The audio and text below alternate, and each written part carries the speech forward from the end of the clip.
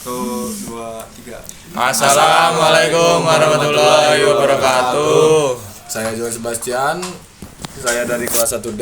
NPM saya 24783115. Saya Maulana Zakir, NPM saya 24783119 Saya dari kelas Dika D. Putra Pratama. NPM saya 24783116. Saya Bijri Patriot dari kelas D, NPM saya 24783127. Hari ini kami akan mempresentasikan tugas vlogoritem kami yang kami pilih aplikasinya adalah studi kasus Serka. aplikasi Serkar atau rental mobil. Dalam aplikasi kami menambahkan fitur diskon. Dalam aplikasi ini kami menyediakan 3 mobil. Yang pertama mobil SUV dengan harga 700.000 per hari, lalu sedan 500.000 per hari, angkot 400.000 per hari. Dan ketika pemesanan menyewa mobil lebih dari 5 hari akan didiskon 10% dan di atas 10 hari akan didiskon 15%. Langsung aja ke vlogoritemnya. Oke, ini dia. Oke, di sini vlogoritemnya. Ini dia vlogoritemnya. Ini kami jauhkan, terlalu jauh sehingga tidak terlihat lagi. Fungsi string apa tadi, lupa gue cari. Ya wes. Maaf saya batuk. Lu jelasin yang string ya? Gak bisa lah. Yang pertama Kita pakai menggunakan declare. Jadi fungsi declare dalam algoritma itu ada 3. Yang pertama mengalokasikan memori, memberi ruang memori untuk variabel agar dapat menyimpan data yang dibutuhkan dalam program. Yang kedua menetapkan tipe data, mengatur tipe data untuk variabel seperti integer, real, string atau boolean, sehingga nilai yang disimpan sesuai dengan tipe data yang diperlukan. Yang ketiga memudahkan penulisan program dengan mudah memahami jenis data yang digunakan dan memastikan data tersebut tidak berubah tipe sepanjang program.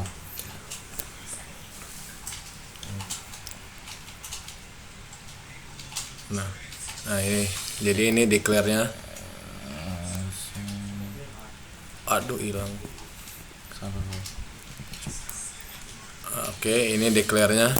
Di sini kita declare memakai string untuk nama pengguna dan jenis mobilnya dan array mobil.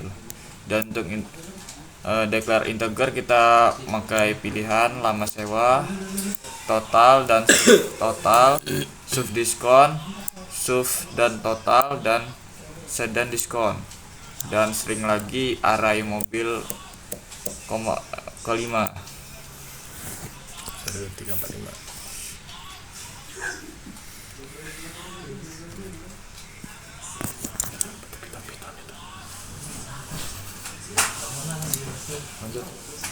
Yang kedua memakai Assign. dalam vlogger kita memiliki beberapa tujuan utama, yaitu menetapkan nilai ke variabel. Assign digunakan untuk memberikan atau mengubah nilai suatu variabel. Misalnya Anda dapat mengatur nilai variabel seperti total bayar 5.000. Yang kedua melakukan perhitungan. Anda dapat menggunakan assign untuk menyimpan hasil dari operasi matematis seperti jumlah A plus B, di mana A dan B adalah variabel AI. Yang ketiga memperbarui nilai variabel. Assign memungkinkan Anda untuk memperbarui nilai variabel yang sudah ada berdasarkan operasi sebelumnya. Misalnya total sama dengan total plus pembayaran untuk menambahkan nilai pembayaran ke total. Lanjut, tuh isi assign-nya, jelasin. Mana assign-nya? Inilah mobil. Ini adalah assign untuk mobil SUV. SUV. SUV dan sedan dan angkot dan apart dan Innova. Baik, selanjutnya Input ya? output. Fungsi output itu sendiri dalam vlogoritem memiliki beberapa tujuan utama. antara lain menampilkan informasi. Output digunakan untuk menampilkan informasi atau hasil dari program ke pengguna seperti pesan, nilai variabel, atau hasil perhitungan. Yang kedua, meningkatkan interaksi pengguna. Dengan menampilkan informasi, pengguna dapat memahami apa yang dilakukan program dan bagaimana data diproses. 3. Debugging. Output dapat digunakan untuk mencetak nilai variabel selama pengembangan dan pengujian untuk memastikan bahwa program berfungsi seperti yang diharapkan. Berikut contoh dari Flogorithm. Output masukan pengguna, terus output data mobil, terus output mobil, Dan output masukkan nomor mobil yang ingin disewa. Oke, selanjutnya Input.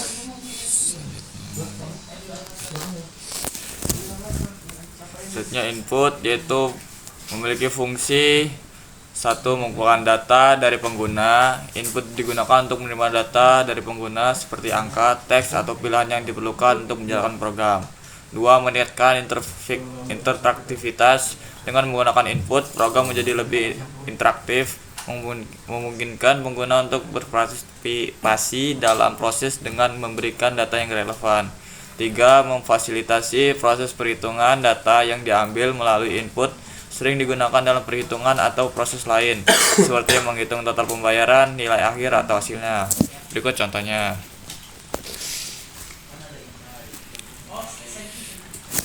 Contohnya ada input nama pengguna. Di sini ada input nama pengguna, input pilihan, input lama sewa. Selanjutnya Looping. Baik, selanjutnya ada looping for. Fungsi looping for dalam Flogorithm itu memiliki beberapa tujuan. Antara lainnya, yang pertama mengulangi proses. Looping for digunakan untuk mengulangi serangkaian instruksi atau langkah tertentu sebanyak jumlah iterasi yang telah ditentukan. Yang kedua, kontrol iterasi. Memungkinkan programmer untuk mengontrol jumlah iterasi dengan mendefinisikan variabel loop, nilai awal, nilai akhir, dan langkah increment atau decrement. Yang ketiga, efisiensi kode. Dengan menggunakan looping for, kode menjadi lebih ringkas dan mudah dibaca, terutama ketika melakukan operasi berulang pada kumpulan data atau nilai. Baik, akan saya tunjukkan yang mana looping for itu. di atas itu Nah, baik. dibukanya. Nah, yang warna oranye ini guys, yang bentuknya segi berapa ini? Variabel, Viciloro telu papat lima. Pilihan. Nah, ini yang agak panjang ini ya, kawan. Ini adalah variabelnya, pilihan, dan share value-nya 0, and value-nya 3, step by-nya 1. Dan direksinya kita menggunakan inserting. Oke, selanjutnya